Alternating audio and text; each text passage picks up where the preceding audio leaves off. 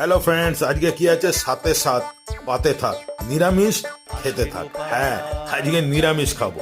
কি রয়েছে? সাদা ভাত রয়েছে, আমলকি রয়েছে সেদ্ধ, কাঁচা লঙ্কা, শাক ভাজা, মূলো ভাজা। এরপরে কি আসছে দেখা যাক। হ্যাঁ, এটা হচ্ছে বড়ি দিয়ে পালং শাক। তারপরে কি আসছে? হ্যাঁ, আসছে কি? নিরামিষ তো পাঁচ মিশালি একটা সবজি।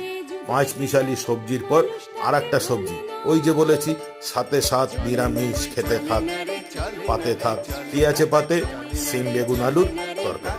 এরপরে আজকে টক দই নেই।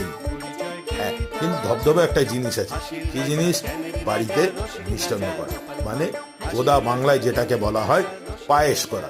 সো আজকে লাস্টে একটু পায়েস খেয়ে মিষ্টি মুখ করে খাবার কমপ্লিট হবে। সো ফ্রেন্ডস, কেমন হলো আমার সাথে সাথ পাতে থাক নিরামিষ খেতে থাক? একটু লাইক শেয়ার কমেন্ট করে দেবেন। বাই।